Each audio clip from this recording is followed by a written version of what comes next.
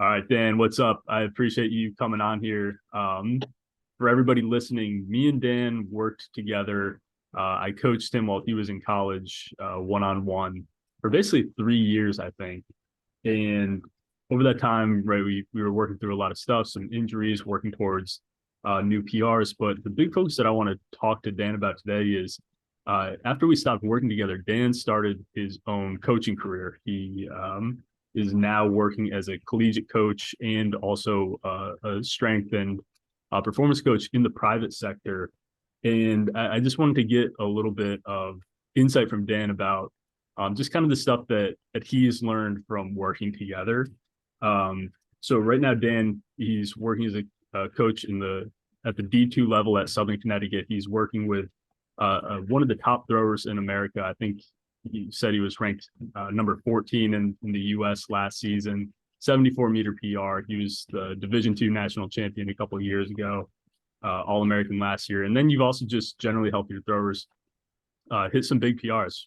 You have multiple 10-plus meter PRs under your belt. So a lot of success in your coaching career.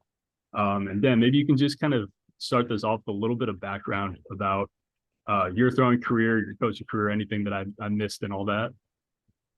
Yeah, for sure.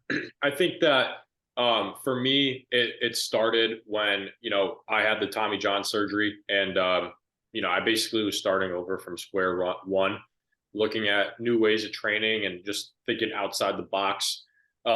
Just because obviously what I was doing at that point leading up to the injury, I was overweight, I was stiff, I was injured, I wasn't throwing far.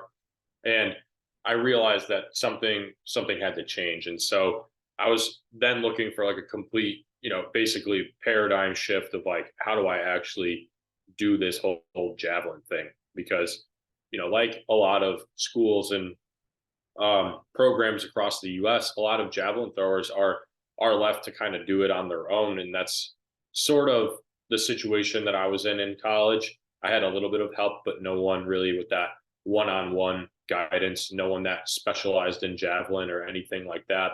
And so that's when, with me being in Connecticut and you being at UConn, I reached out to you for that help because you were still, this was your first year out of college when I hurt myself and had the surgery, but you were still local at the time. And so that's when you kind of helped me implement the Tommy John rehab and the like return to throw protocol, and really just started working on my mobility and introducing me to new concepts that I had never heard of before and new technical cues, but then not also just all cues. You really helped me learn how to like more so just pay attention to like how my body felt in the throw. And I think that that's like a big thing you talk about a lot is how a lot of coaches just kind of throw blatant cues out there and no one really knows what they mean. But you're like, no, like this is what it feels like, and this is how you should conceptualize it. And yeah, the cue might help, but this cue isn't just going to fix everything. And that's been personally the biggest shift in my coaching with helping out the younger guys since we started working together most closely is like putting their body in certain positions with, their arm and their hip and their leg and having them feel what it feels like to throw and not just throwing the blatant cues out there and kind of like trying to explain to them what's really beneficial of hitting certain positions, but just the overall like relaxation of the throw and all that type of stuff just really helped me look at javelin through a lens that I had never seen before. Yeah, that's awesome, man. I'm wondering if you have any specific, just call them light bulb moments or breakthrough moments in kind of your understanding of javelin, just kind of from what you've learned from me.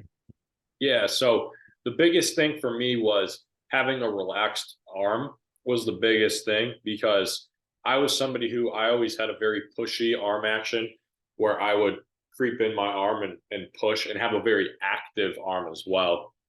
Because you could still have a relaxed arm but have a pushy arm action. But I was active arm and pushy arm, which is the worst combination you could possibly have.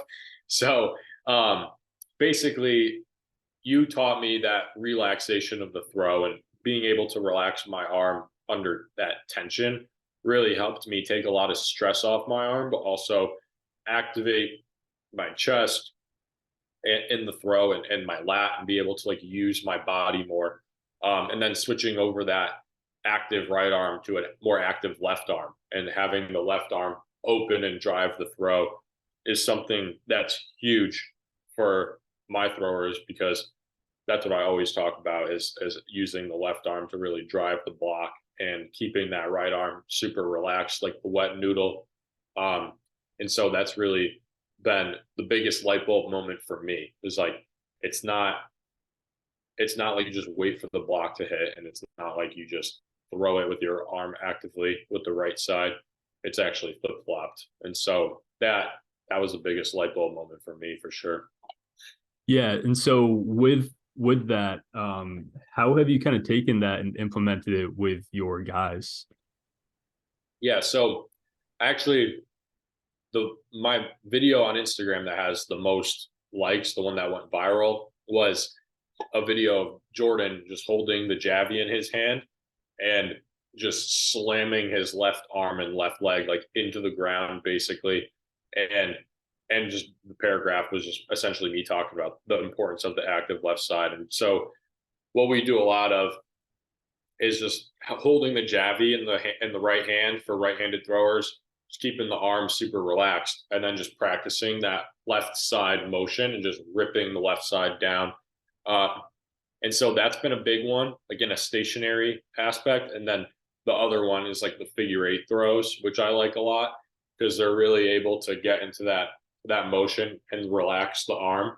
And then when they're in that carry, in that drawback phase, or yeah, the drawback throwing phase right here, when they draw it back, then you just rip the left side. Like your feet are square. So you're really just using the left arm. But you're here, arm back, left side goes, and then the right arm comes through. And so that's been a really big one with relaxation and just using like the torque of the body and like using the whip of the torso with the left arm. That one's been huge too.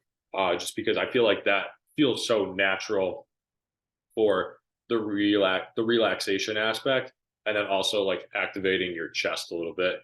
Whereas like it's a lot harder to do, I think, when you're in like a normal throwing position if you're trying to do it for the first time. Yeah, that's cool. I love because if you watch Jordan throw, you can totally see kind of like those little pieces of his throw that you're talking about there, active left side, arm relaxation, definitely embodies that. How have you taken all this stuff that you've learned and made it your own? Because I know you obviously have your own perspective too as a coach.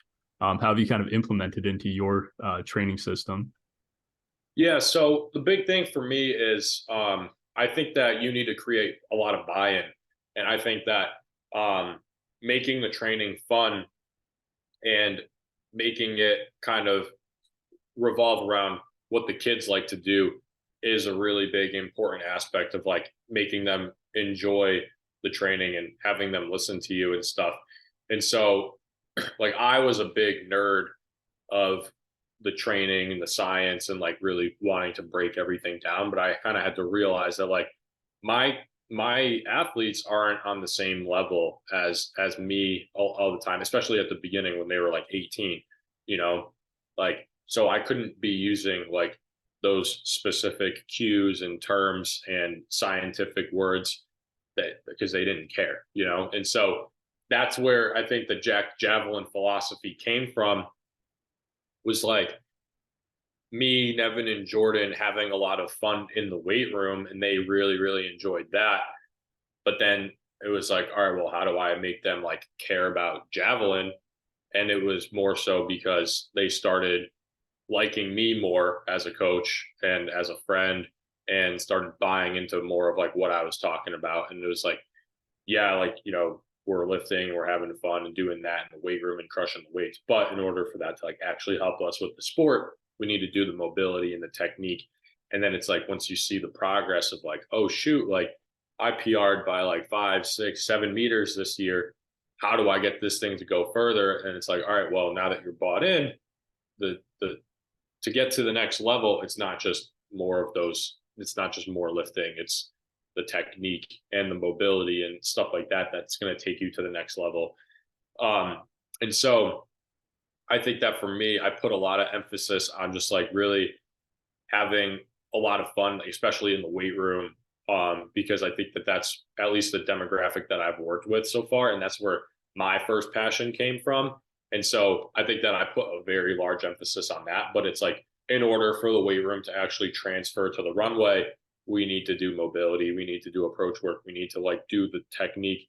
But I think like dumping that on a kid their first like semester with me is kind of difficult because they're not bought in yet. They're not having fun with it yet.